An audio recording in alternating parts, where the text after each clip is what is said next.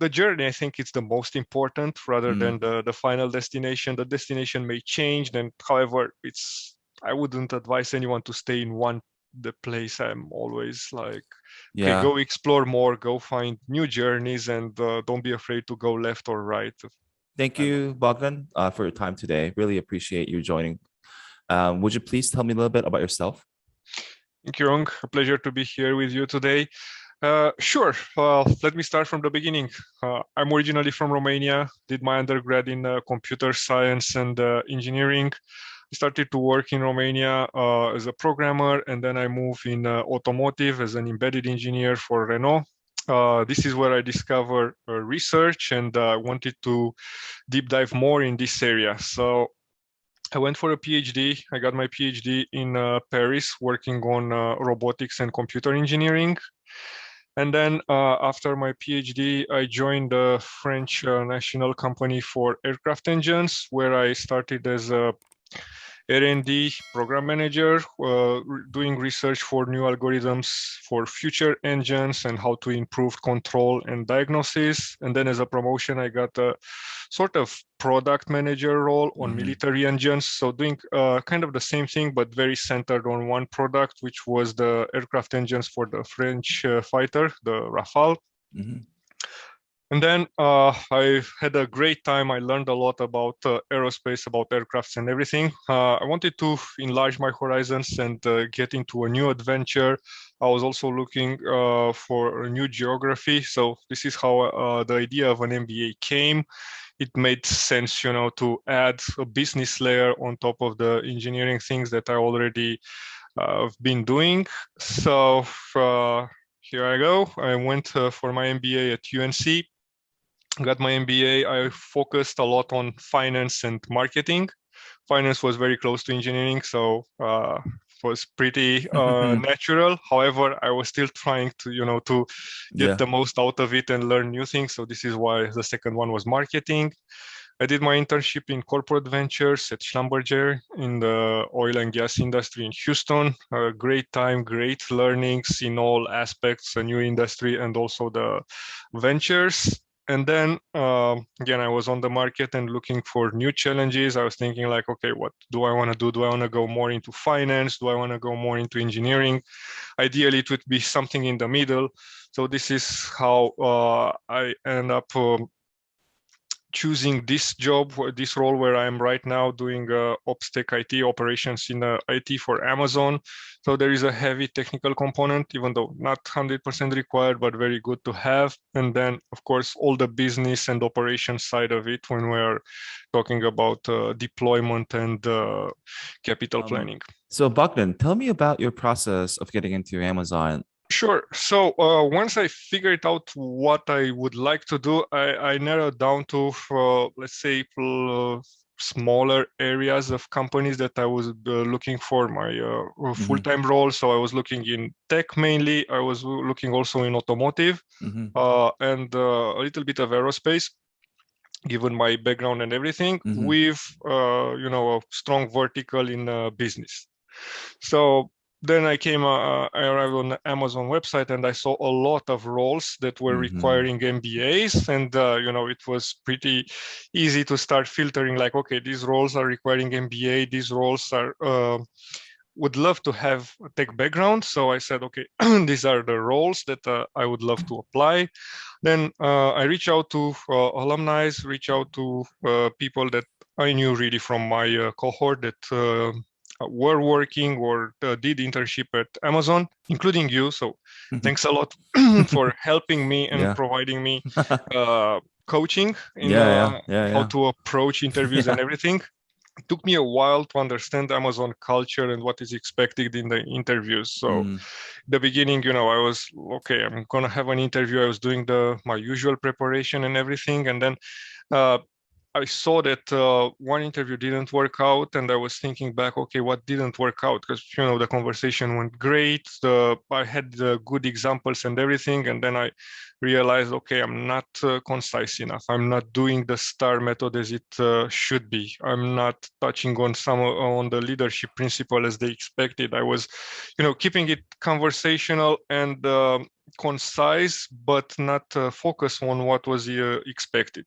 Mm-hmm. I also read one book, an interview prep that generally recommend, especially to international applicants, because it's talking a lot about the US culture that may be different from other cultures. For example, Mm-hmm. in Europe, you don't talk too much about yourself because it's too centric, and people are gonna Yeah. think like, okay, you're not a team player, and there is Mm-hmm. a problem. Uh, for example, in US, you need to talk about yourself and you need to put yourself on the scene rather than talking about us, because nobody knows really what you've been doing. And it took me a while to realize that. Yeah. No, I think that totally makes sense. It's like, here, it's like more, hey, so what have you done? And use the I versus we, like those are the things that we talk about a lot here. So that makes a total sense. So you said you are the senior program manager for the IT ops. Would you tell me a little bit about like what you do? Sure. So when I joined Amazon, there was around this period last year, so November 2020. Generally, in OpsTech IT, there is a ramp down around peak seasons, so we don't touch the infrastructure at all. Mm-hmm. So I started there. I started by learning a little bit about the activities and everything. Mainly, what is the objective of my team? So I'm in a lifecycle deployment team. So we are lifecycling equipment.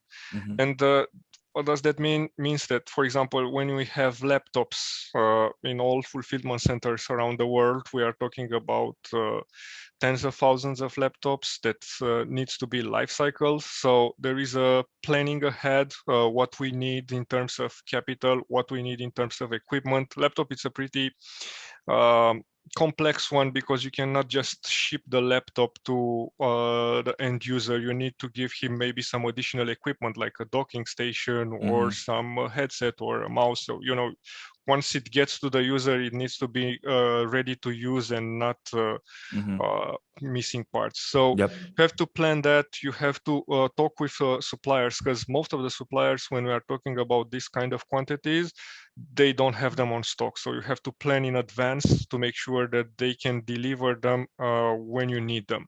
If you just call them and say, hey, I need 30,000 laptops in 2 weeks or in 1 month, they are Mm-hmm. gonna say like, hey, Yeah. so we are happy to help you, but we physically cannot do that Uh-huh. in that time frame. So planning is important, and then there is the deployment phase. Uh-huh. When we are talking, we have to imagine the entire geography of Amazon. We are talking worldwide. Uh, fulfillment centers in all regions. We may talk even up to 400 sites, and different cultures, different Yeah. approaches, different time zones, of course. So we have to make sure that the deliveries are received by the IT teams, because most of the times the laptops, for example, are sensible equipment because they may be confused with goods that we are selling. So instead of going to the IT department, they are going on the Mm. shelf, and it Mm. happened to be sold to clients, which of Mm. course it's not bad, but it's just adding delays in the process. Coming into Amazon in this role, did you have any learning curve? Sure. So there were a couple of learning curves, I want to say. So in different aspects. So one of them was getting familiar, with the infrastructure and what is expected to be done really in this job, really on the technical part. And then there was the way of working in Amazon. There was Mm. so here we are in a, I want to say 180-degree opposite world than aerospace. We want to move as fast as possible. Aerospace, it's the other way around. We want to move as slow as possible and make sure that we are doing things as good as possible, and we take in account all the risks. The Mhm. big difference is that in aerospace, if we are doing something bad, there are going to be big repercussions, and We all know that we want to be in safe Mm-hmm. planes. Mm-hmm. In here in IT, if there is a problem, we can always roll back, and we always have some backup, so we can always work around. So there is no major life and death risk. So it took me a while to, switch a little bit from this mentality Mm. of being super strict to the new mentality in Amazon, in Mm-hmm. which I have to move fast and I just have to think like, okay, if something goes wrong, can I just roll back right away Mm-hmm. and continue working and then come back to do this modification later?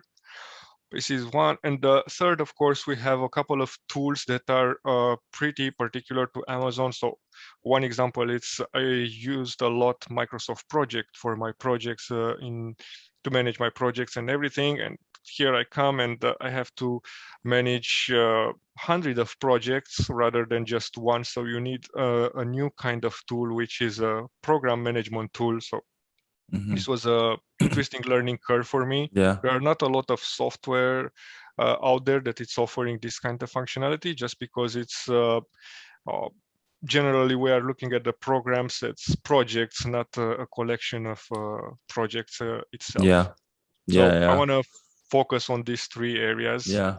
Like the second part you mentioned, moving fast and all that, I think it's just like this different mentality. Even for me coming from a tech background, I mean, it was very different, but like I think that's the part where I kind of enjoyed the most too. It's because we have to move fast and because we have to do things quickly. Sometimes like we like in my space in the marketing world, like we test a lot of different stuff, and like that's one of the things I enjoyed a lot. So yeah, I can definitely see where you're coming from. So my next question is, what do you like the most, and then maybe what do you like the least of your role? So as you mentioned, I like a lot this fast pace, and one of the reasons why I choose Amazon is really to be in a very fast industry. It's just that it was even faster than I was expected, so which is great.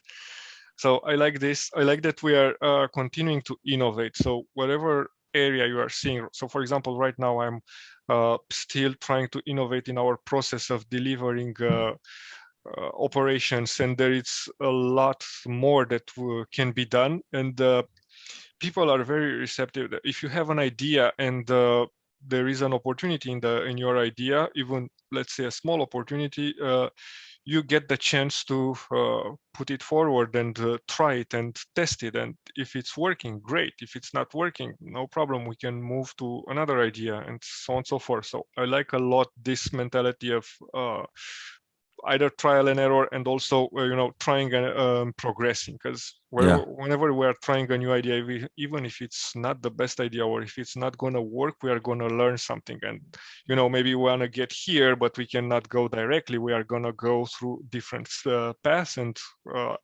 eventually arrive at our final goal. So these are great things that I like.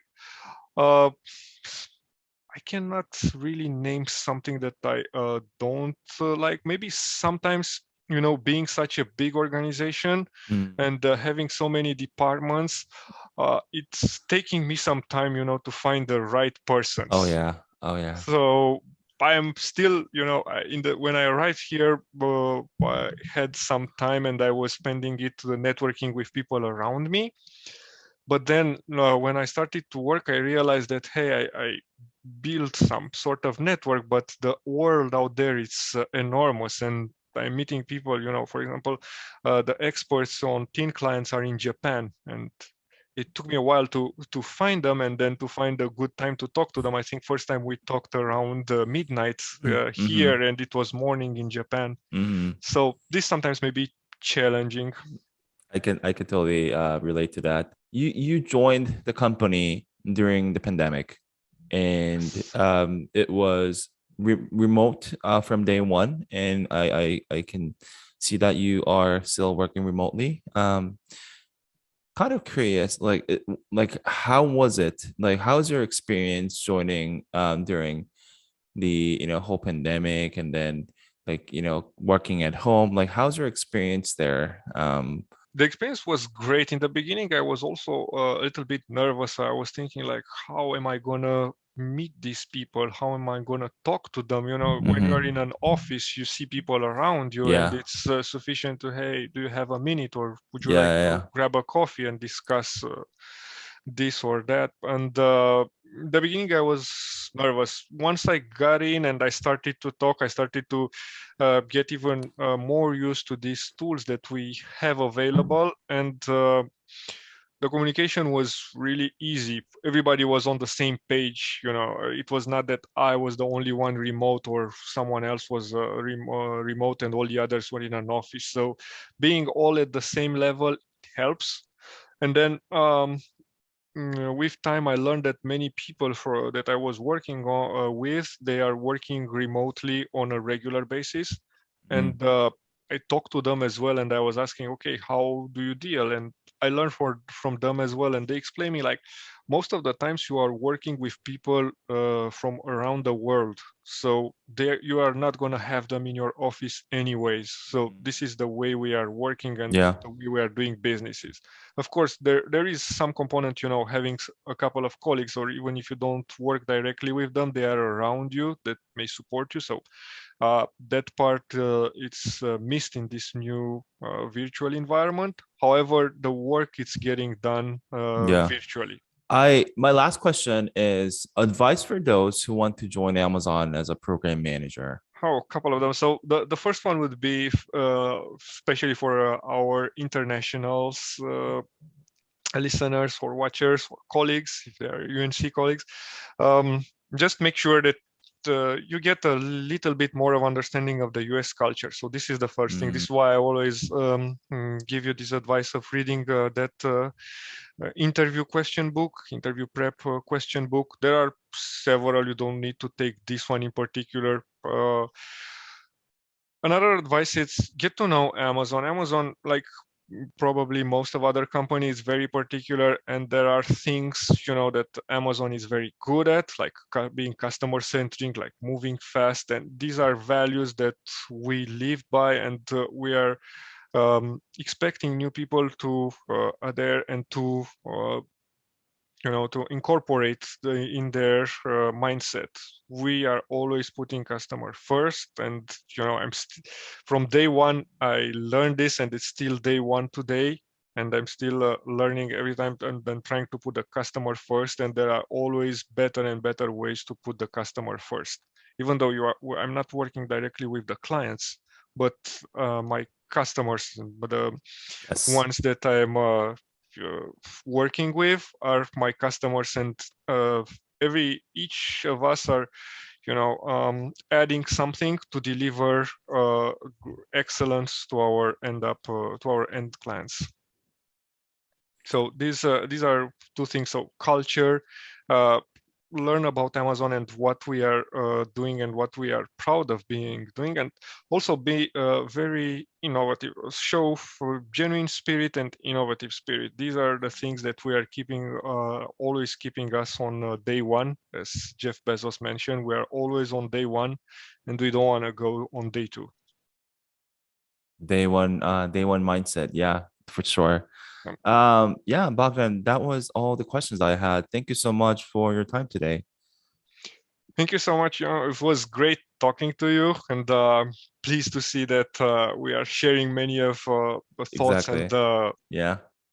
also kind of the same adventure, more or less, because you've been in tech and you've been doing marketing, but you've been on a learning curve as well, coming to US and moving through all Yeah. this uh, adventures. And I always like to say, the journey, I think it's the most important rather Mm, than the final destination. The destination may change, then however, I wouldn't advise anyone to stay in the place. I'm always like, okay, yeah. go explore more, go find new journeys, and don't be afraid to go left or right.